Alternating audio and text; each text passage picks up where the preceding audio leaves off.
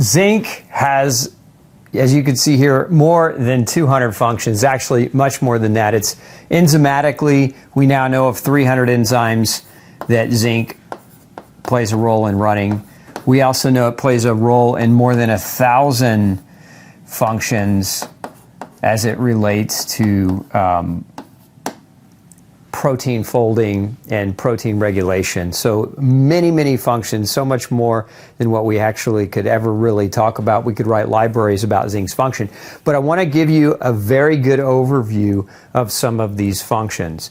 So more than 300 enzymatic activities, regulates immune strength and function.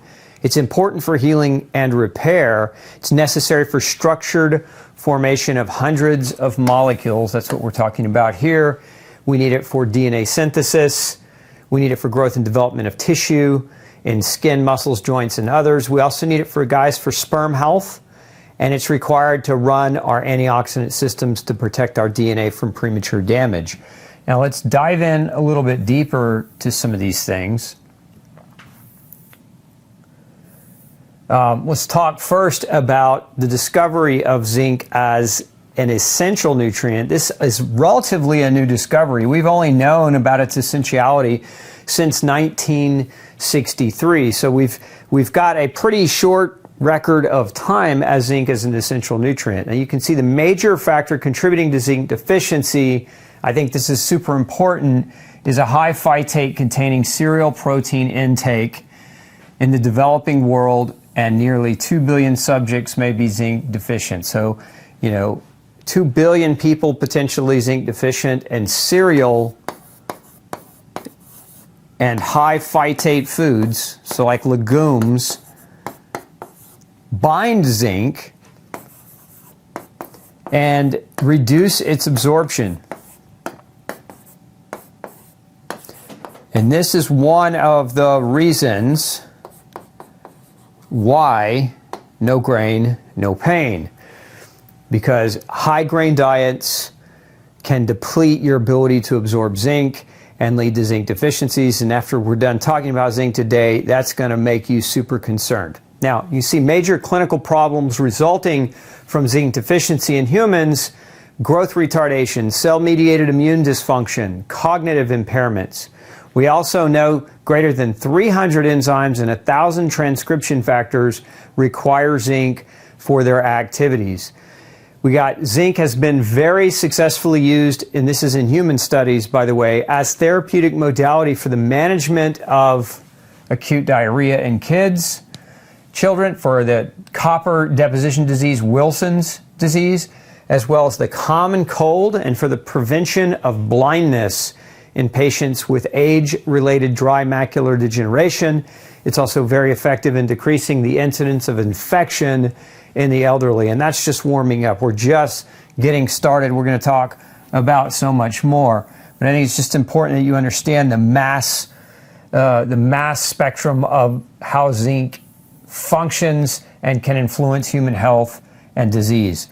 So you see here in this review, zinc status associated with inflammation, oxidative stress, and we know inflammation is a primary driver of pretty much every known degenerative disease, as oxidative stress causes or is a cause of inflammation. We also know that zinc status associated with lipids and glucose metabolism. But what I'm showing you here in this diagram is just simply a drawing that helps you understand a little bit better. I've kind of highlighted some things for you, but you can see here SOD. SOD stands for superoxide dismutase. This is this very specialized enzyme that helps prevent the production of free radicals and free radical damage. So think of it as it's an antioxidant. Now, zinc also regulates something called NRF2. And NRF2 is responsible for helping our body generate glutathione. Now, if you've ever heard of glutathione before, glutathione is sometimes referred to as the master antioxidant. And of course, zinc plays a role in stimulating and preserving the function of glutathione. We also know that zinc plays a role in something called metallothionein synthesis. Now this particular molecule helps to reduce damage from things like toxic metals. And so if you've been exposed to cadmium, arsenic, or lead, or mercury, etc., zinc runs this system that helps to reduce the damage from those potential metal toxicities.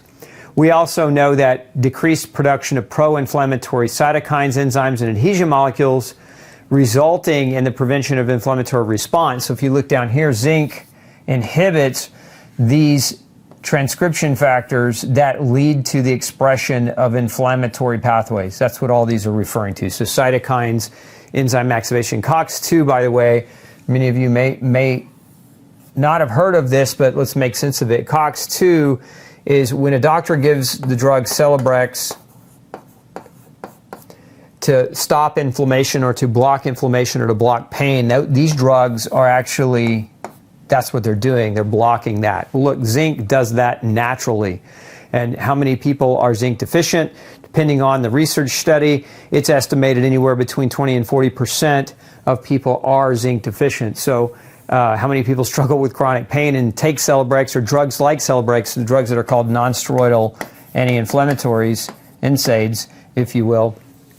So again, Celebrex, COX-2, zinc actually has an effect on COX-2 as well. And then we have things like adhesion molecules where these play a role is in inflammation of blood vessels.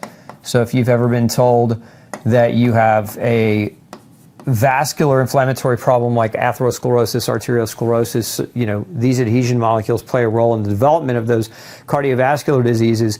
And again, zinc plays a regulatory role in helping with that. We also have cytokine expression. So cytokines are chemicals produced by white blood cells that drive inflammation, things like TNF-alpha, interleukin. These chemicals are oftentimes in rheumatology are measured. They're actually measured as a reflection or as a tool for doctors to monitor the levels of inflammation that are occurring in an individual. So again, zinc plays a role in all three of these different situations. Very important functions. Now, moving over here, you can see some of the other general functions of zinc. You see here the extensive evidence demonstrating the prevalence of zinc deficiency in a wide range of cancer types suggests that zinc deficiency should be considered a relatively widespread feature of multiple cancers. While research regarding the potential clinical utility of testing zinc levels in patients with or at risk of developing cancer is still preliminary, the data suggests that zinc deficiency may be a potential biomarker for identifying patients at risk for developing cancer. That's a pretty bold statement.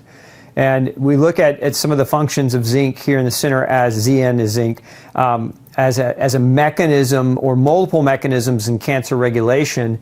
You see one of these is in the immunity, the maturation of immune cells. And so you have immune cells which are what help us to fight cancer, to beat cancer. Zinc also functions in this process called apoptosis. Apoptosis is just a fancy way of saying programmed cell death. So your cells have mechanisms within them so that when there's a mutation of a cell, the cell knows to commit suicide because mutations of cells are what lead to cancer. And apoptosis is a form of programmed cell suicide to stop damaged cells from making daughter cells that would potentially lead to mutations that could cause cancer. A lot of people talk about this term apoptosis as it relates to fasting. You hear a lot of the people in the fasting community talk about how longer-term fasting helps to improve apoptosis. Well, you need zinc for this process.